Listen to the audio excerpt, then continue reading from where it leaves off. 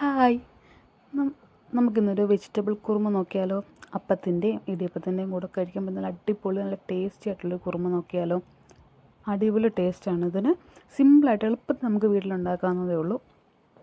നോക്കിയാലോ? ഒരു പാനെടുത്ത് അടുപ്പ് വെച്ച് അതൊന്ന് ചൂടാകുമ്പോൾ അതിലേക്ക് എണ്ണ ഒഴിക്കുക. കുറച്ച് എണ്ണ ഒഴിക്കുക. വെളിച്ചെണ്ണയാണ് യൂസ് ചെയ്യുന്നത്. സൺഫ്ലവർ ഓയിൽ വേണമെങ്കിൽ നിങ്ങൾക്ക് ഉപയോഗിക്കാം. ഇത് ഞാനിവിടെ വെളിച്ചെണ്ണയാണ് എടുക്കുന്നത്. നല്ല വെളിച്ചെണ്ണ എടുത്തത് അതൊന്ന് ചൂടായി വരണം. വെളിച്ചെണ്ണ ഒന്ന് ചൂടായി നന്നായിട്ട് ചൂടായി വരണം. ചൂടായി വന്ന വെളിച്ചെണ്ണയിലേക്ക് നമുക്ക് കുറച്ച് പെരിഞ്ജീരകമാണ് കൊടുക്കുന്നത്. പെരിഞ്ജീരകം, കുറച്ച് കറുകപ്പട്ട,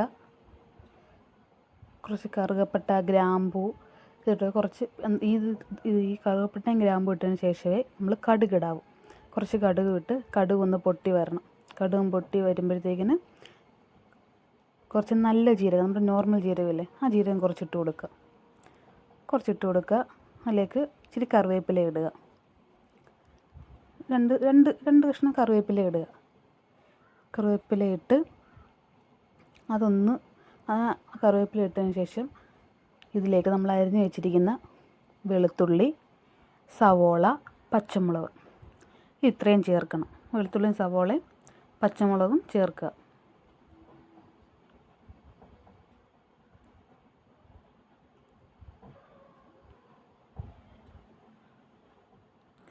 എന്നിട്ട് നന്നായിട്ട് ഇളക്കണം. ഇത് ചേർത്തതിന് ശേഷം നന്നായിട്ട് ഇളക്കണം.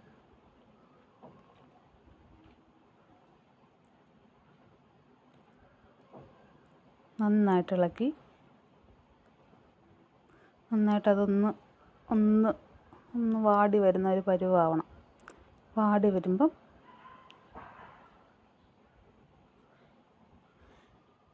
വന്ന് കഴിയുമ്പോൾ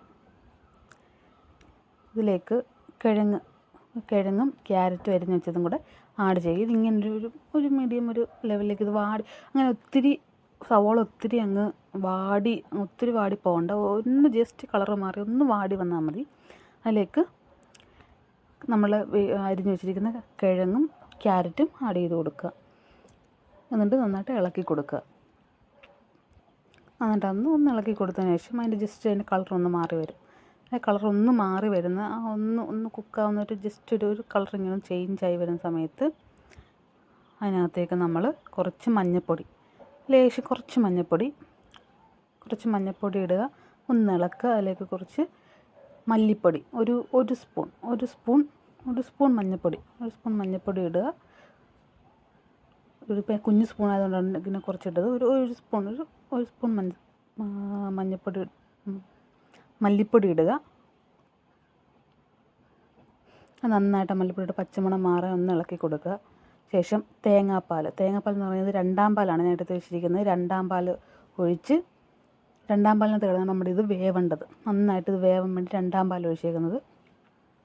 രണ്ടാം പാൽ ഒഴിച്ച് ഇളക്കി ഇത് വേവിക്കാൻ വേണ്ടി നമുക്ക് മാറ്റി വയ്ക്കാം. രണ്ടാം പാലിനകത്ത് വേണം ആ പാലിൻ്റെ ആ ഒരു ടേസ്റ്റെല്ലാം നമ്മുടെ ആ കറിക്കിലേക്ക് ഇറങ്ങണം. രണ്ടാം പാൽ ഒഴിച്ച് നമ്മൾ വേവിക്കാൻ വെക്കുന്നത് അടച്ച് വെച്ചിട്ട്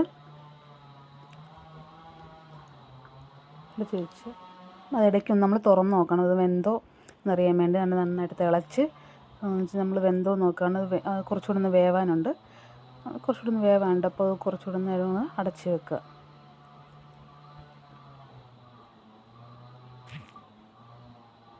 അടച്ച് വെച്ചത് അത്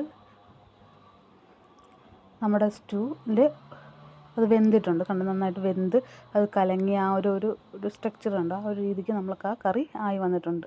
ഉരുളൊക്കെ വറ്റി നന്നായിട്ട് വെന്ത് ഉടഞ്ഞിട്ട് നന്നായിട്ട് ഉരുളക്കിഴങ്ങ് നമ്മുടെ കഷ്ണങ്ങളെല്ലാം വെന്തിട്ടുണ്ട്. ഇനിയാണ് ഇതിലേക്ക് ഒന്നാം പാൽ ചേർക്കേണ്ടത്. ഒന്നാം പാൽ നമ്മൾ എടുത്ത് വെച്ചിട്ടുണ്ട്. ഒന്നാം പാൽ നമുക്കിതിലേക്ക് ചേർക്കാം.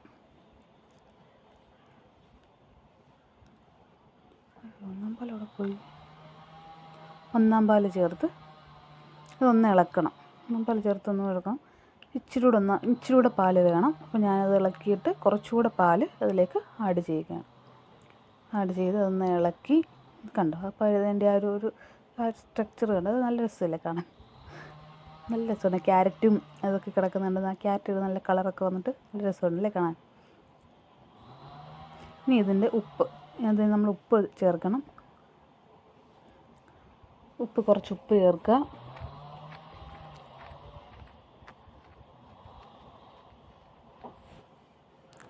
ഉപ്പ് ചേർത്ത് ഒന്ന് ഇളക്കുക. ഇതിലേക്ക് ഇനി ഗ്യാസ് ഓഫ് ചെയ്യുക. ഗ്യാസ് ഓഫ് ചെയ്തിട്ട് 2 കറിവേപ്പില എടുത്തിട്ട് നമുക്കിത് വിളമ്പാം. നല്ല അടിപൊളി ടേസ്റ്റുള്ളൊരു കുറുമയാണ്. എല്ലാവരും ട്രൈ ചെയ്ത് നോക്കുക. അടിപൊളി ടേസ്റ്റ്.